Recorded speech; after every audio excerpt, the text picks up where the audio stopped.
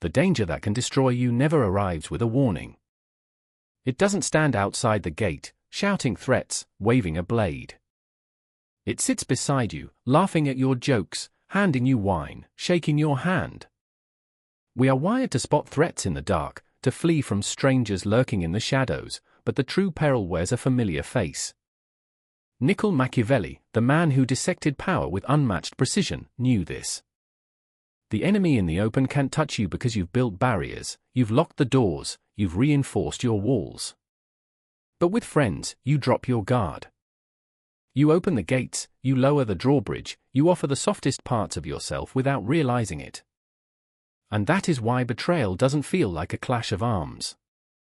It feels like an execution.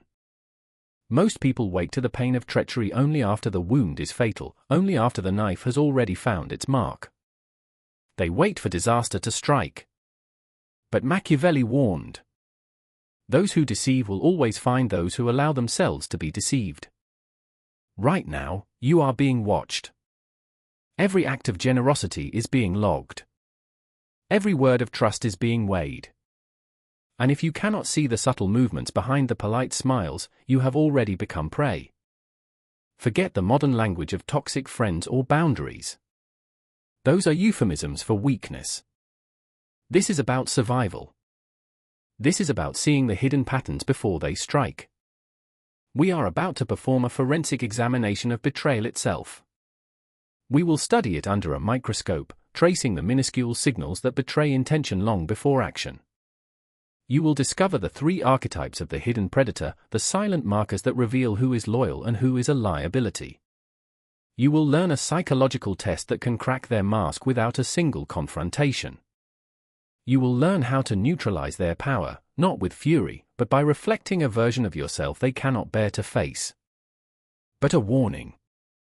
This path requires you to abandon part of yourself. You must let go of the need to be liked. You must silence the belief that everyone has a good heart. Machiavelli wrote, "A man who seeks to be good in all things will inevitably meet misfortune among those who are not." If you want to survive the wolves, you cannot pretend to be a sheep. You must become something else, something colder, something capable of seeing the world exactly as it is, not as you wish it were. Are you prepared to confront that truth? Once you do, there is no returning to the illusions you have been living under. Why do they betray? Why does the friend you helped climb the ladder try to push you down? Why does the person you comforted celebrate your failure? If your first thought is, "What did I do wrong?" you have already made the first mistake. You are seeing the world through morality, right and wrong, loyalty and gratitude. The Machiavellian sees the world through necessity, through cause and effect, through leverage and consequence. Machiavelli said plainly, men are ungrateful, fickle, pretenders, shunning danger and greedy for gain. He didn't say some men. He didn't say bad men. He said men. This is human nature. The fake friend does not betray out of malice. They betray because your presence is either an obstacle or fuel for their ascent. It is arithmetic, not personal. Understand this. For many, your progress is their threat. When you rise, they shrink. It is a psychological law. Equality breeds comfort. When the gap widens, when you gain promotion, money, influence, that gap births anxiety, and anxiety turns to envy. Envy is silent. Anger shouts. Envy whispers. And the whispered envy is far more dangerous because it moves unseen. Machiavelli observed that men follow immediate need. A deceiver will never lack victims. The fake friend obeys impulse. The drive to feel superior, to regain control. They will praise you in public while their eyes betray nothing. They will offer help, but only in ways that bind you to them. They are not allies. They are parasites, waiting for you to weaken. Consider the Medici in Renaissance Florence, surrounded by allies, partners, friends. The Pazzi family dined with them, traded with them, until Easter Sunday 1478, in the cathedral, in the middle of High Mass. The attack came while the Medici brothers knelt in prayer. Why there? Why then? Because vulnerability is the perfect opportunity. Armor is meaningless if the body beneath is exposed. That is the nature of the fake friend. They do not assault the strong, they wait for the moment you bow, the instant your guard drops. So how do you uncover the hidden predator in your circle before the strike? You search for the glitches in the pattern, the microscopic tells that signal danger. There are 3 archetypes Machiavelli would have spotted instantly. You cannot defend what you cannot identify. The fake friend is not a singular threat. They come in masks, in flavors of poison, in different guises. To name them is to disarm them. Archetype 1. The sycophant, the flatterer. Machiavelli loathed these men. He dedicated an entire chapter to avoiding them. Courts were full of them because men are naturally indulgent in their own reflection, and the flatterer thrives on this weakness. The sycophant mirrors everything you say, laughs too hard, nods too fast. They make you feel brilliant, indispensable, admired. It is intoxicating. It feels like loyalty. It is not. A true ally challenges you. A true friend tells you when your ideas are flawed, when your ego is clouding judgment, because they care about your survival more than your vanity. The sycophant feeds your ego to blind your perception. As long as you are drunk on their praise, you are malleable, pliable, a toy in their hands. They are buying shares in your vanity. Watch for the person who never disagrees, who applauds your accomplishments prematurely. They are concealing a dagger beneath the velvet. When your influence wanes, they will vanish first. They were never devoted to you. They were devoted to your throne. The second type is harder to recognize because it wears suffering like a mask. This is the friend whose life is permanently on fire, whose every story is a catastrophe, whose every conversation feels like an emergency drill. Every interaction demands your attention, your energy, your time, as though you are the only person capable of stabilizing their chaos. You rearrange your schedule for them. You listen late into the night. You lend money you can barely spare. You patch over their mistakes, mend their relationships, cover for their absences. And over time, it begins to feel intimate, almost sacred. You start to believe the closeness you feel is genuine loyalty. That belief is the trap. They did not choose you because you are strong. They chose you because you are available. Think of someone floundering in a stormy sea. They grab onto you, not to reach the shore, but to keep themselves from sinking. Your stability becomes their scaffolding, your focus becomes the wind in their sails, your calm becomes the illusion of security they can exploit. When the tide rises against them, you become their anchor. When the tide rises against you, watch how quickly it slips. Suddenly, messages go unanswered. Calls are delayed or diverted. If they do respond, it is brief, distracted, or shallow. Your crisis is only a stepping stone, a backdrop for their next performance. Your pain is tolerated only if it does not interrupt their narrative. Distance from people like this is not cruelty, it is survival. Misfortune spreads like fire when it is carried by unexamined choices repeated without accountability. These people drain more than just your time, they drain your clarity, your ambition, your focus, your emotional energy. In any game where results matter, energy is not abstract. Energy is fuel.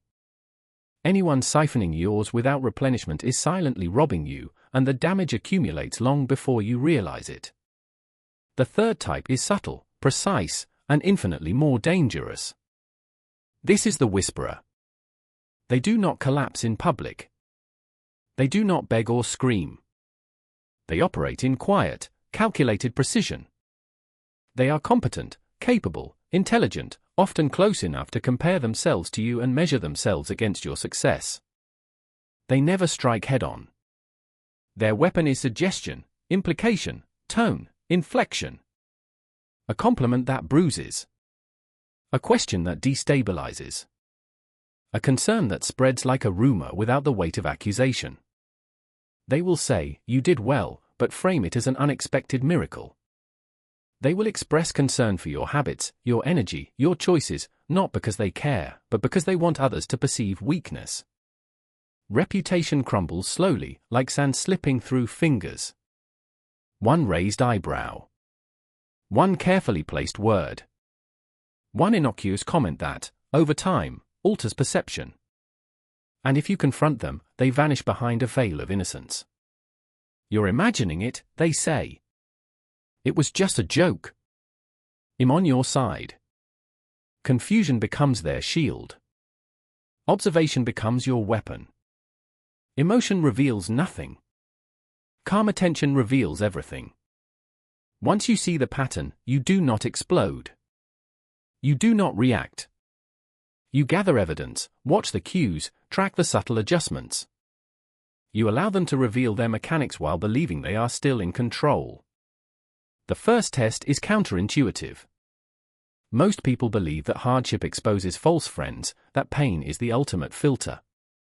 But misery is too easy to exploit. Anyone can appear loyal when you are weak, anyone can look like a hero when you are down. To truly reveal a hidden enemy, offer them your victory instead. Tell them your progress, your breakthrough, your promotion, your personal triumph. Then do not listen to the words. Watch the face. For a microsecond, the mask will slip. The eyes will harden. The lips will tighten. The warmth will disappear. Then the mask returns, seamless, but the signal has passed. They may add a comment meant to soften it, redirect, or frame it as concern, but the fracture is already visible. True allies expand when you rise. False ones contract, shrink, or hide behind feigned admiration. This test reveals greed, envy, and competitiveness in their rawest form. The second test is absence. Stop sharing information, stop feeding the narrative, stop being available for emotional transactions. Reduce access. Speak less. Share nothing they can leverage. Observe their reaction. Someone who is genuinely invested in you respects boundaries and adapts to the silence. Someone who relied on you for advantage becomes agitated, uncomfortable, restless. They may prod, probe, or attempt to draw you out. They may offer their own secrets as bait, not out of intimacy, but to trigger a return. This is not friendship. This is negotiation. Their discomfort in the absence of control reveals what their presence was really for. Utility. The third test is deceptively simple. Decline a small request without justification or apology. Not dramatically. Not emotionally. Just refuse.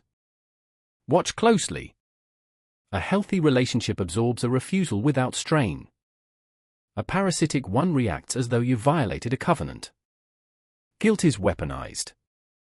Past favors are weaponized. Sacrifice is exaggerated. The reaction reveals the fundamental truth. The connection existed only while you were useful. When usefulness ends, so does loyalty. Once you see this, the instinct is to rationalize, to soften, to preserve the image of the person you thought you knew. That is the final vulnerability to eliminate.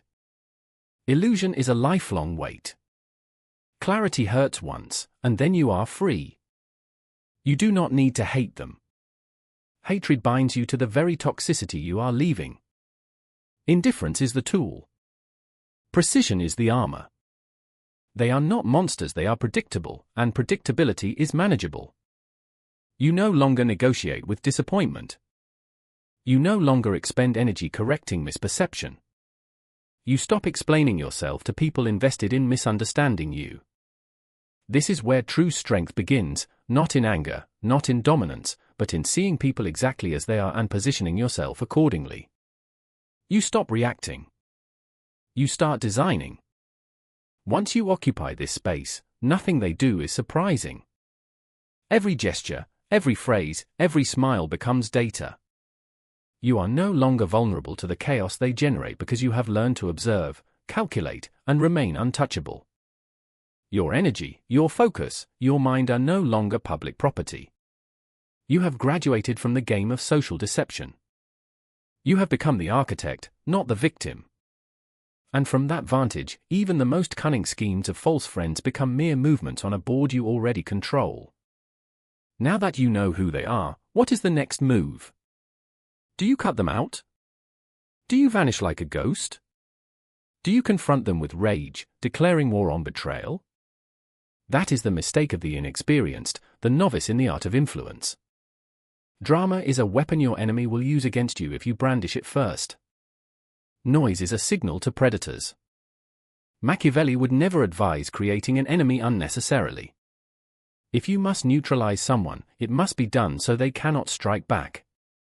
Confrontation hands them the story, gives them the stage, turns you into the unstable one, the reactive one, the fool. Instead, you need a method quieter than thunder, slower than a poison drop, subtler than a shadow crossing a wall. This is the domain of the strategist. This is the art of the slow fade, the science of the open secret. Here, you are no longer prey. You are the architect, designing the battlefield while others believe they are in control. How does one remove a tumor without damaging the patient? With precision. With patience. With surgical care. Any show of fury, any proclamation of betrayal, is handing the enemy a weapon wrapped in your own emotion. You become predictable, visible, and vulnerable.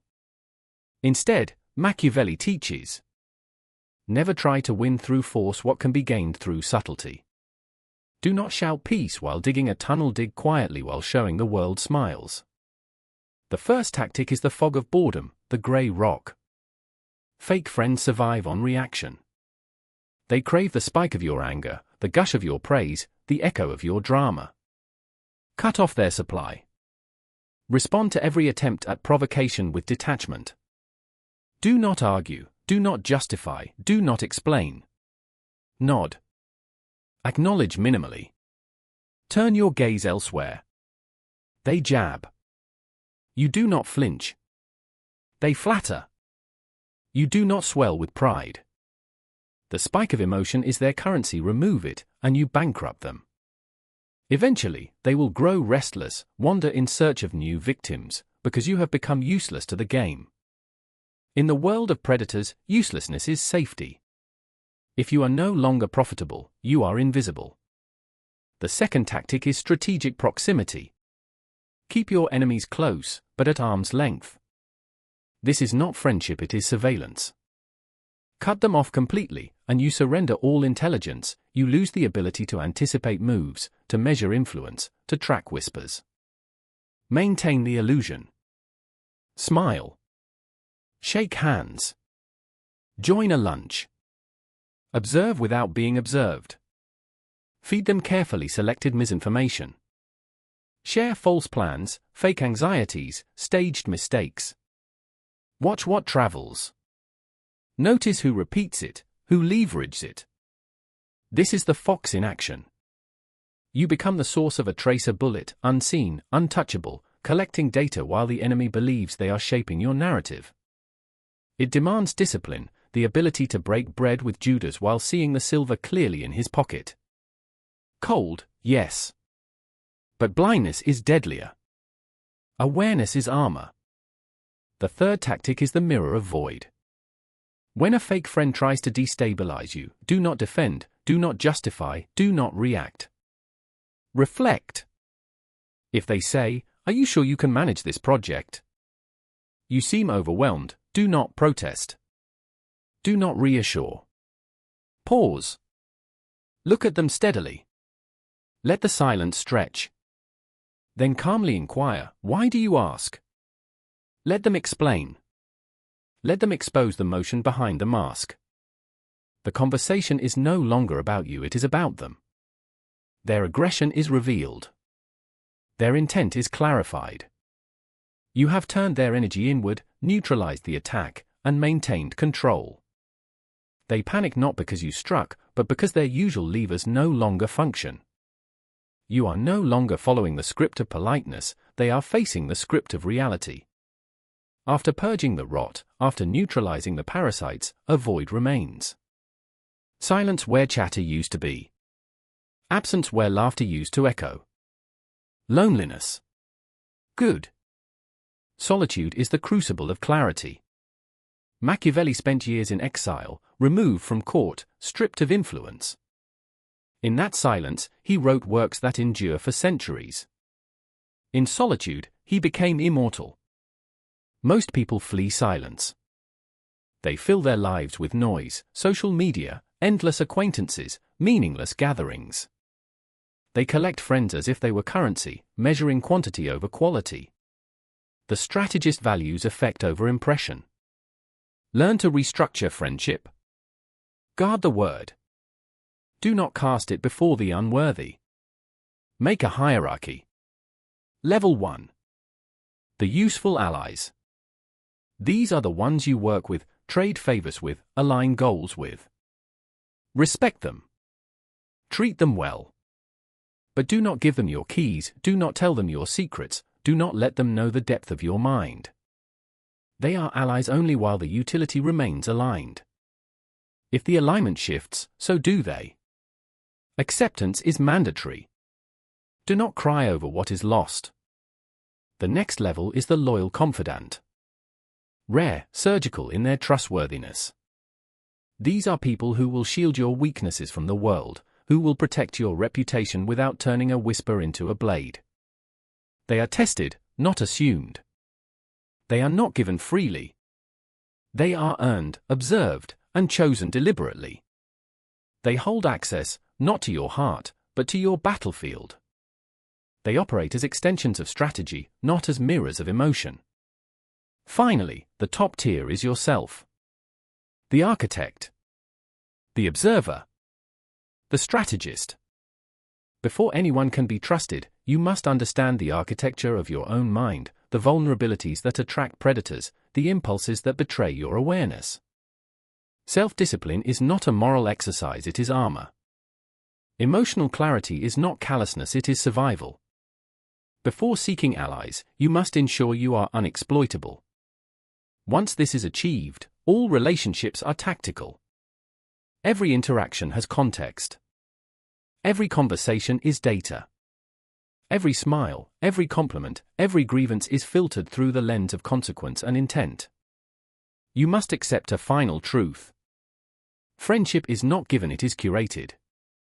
It is not casual, it is surgical. Your inner circle is not a crowd, it is a command center. And when you operate from this position, you are untouchable. The parasite cannot feed. The flatterer cannot blind. The whisperer cannot manipulate. Your mind is a fortress. Your energy is your currency. Your attention is your weapon. And in this architecture, betrayal loses its power before it begins, because you see it coming, because you understand it, because you are prepared. The battlefield of social survival is not won by anger. It is not won by confrontation. It is won in silence, in calculation, in the invisible dance of influence and control. The predator thrives on chaos, distraction, and unguarded emotion. You no longer supply these. You no longer bleed when poked. You no longer panic when provoked. You are the fox and the lion, the observer and the strategist. You do not react. You design. You plan.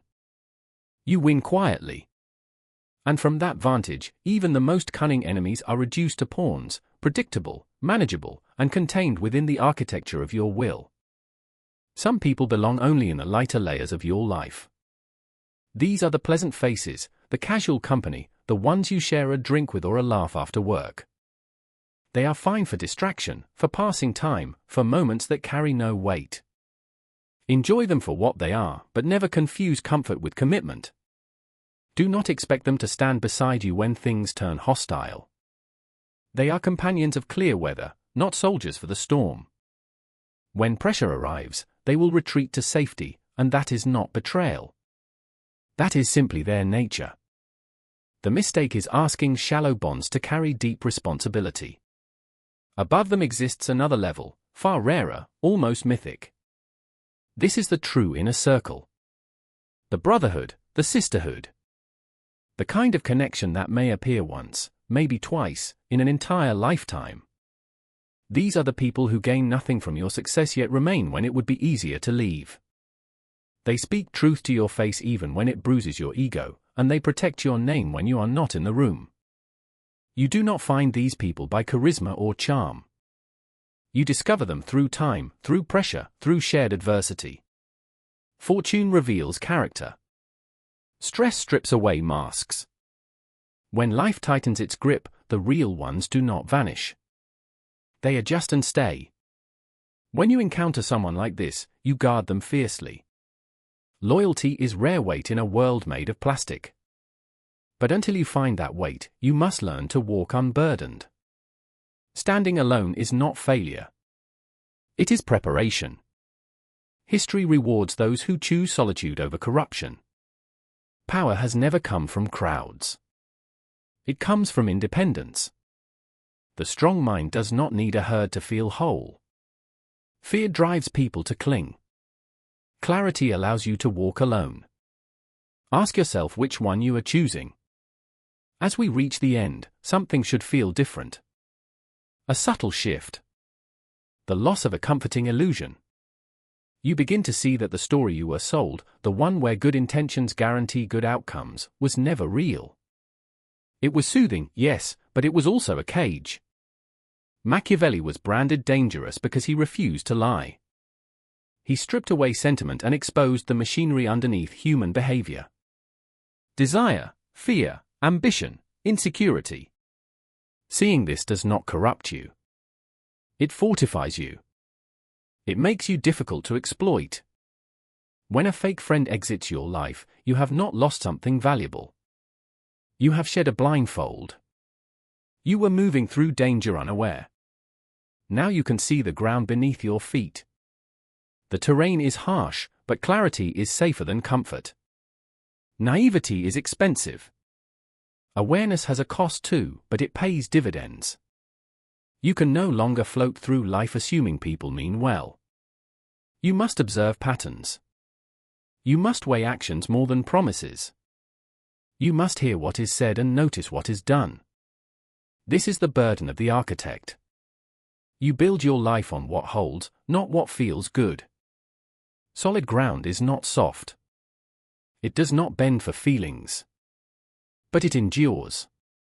Shifting ground feels warm until it swallows you. Clear it away. Stand firm. Yet there is one final truth that cannot be ignored. We have spoken at length about deception coming from others. But the most dangerous deception often comes from within. Why do these people gain access to you? Why does flattery work? Why does disrespect linger? Why do you tolerate imbalance?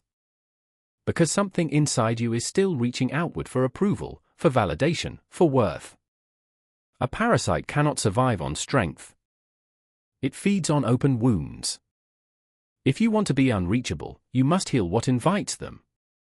Kill the hunger for praise and the flatterer starves.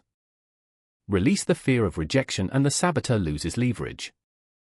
When you no longer need to be seen, you cannot be manipulated. This is mastery. Not dominance over others, but command over yourself. When you are whole, deception has nowhere to attach. They will test you, probe you, attempt to hook you, and fail. You become the anomaly they cannot control. This is the highest victory. Not crushing enemies, but outgrowing them. Leaving them behind where the water is shallow while you move into depth. Your circle becomes smaller. Your boundaries rise higher. Your awareness sharpens. You now understand the patterns, the archetypes, the tests, the responses. Do not use this knowledge to become cruel. Use it to preserve what is good in you. Guard your energy. Protect your future. The world is crowded with predators wearing friendly faces. You do not need to announce your strength. Silence will do. Observation will do. Reality will do. If you are still here and if this shifted how you see the world, you already know you are not like most. Stay aware. Stay sharp. And step forward with your eyes open.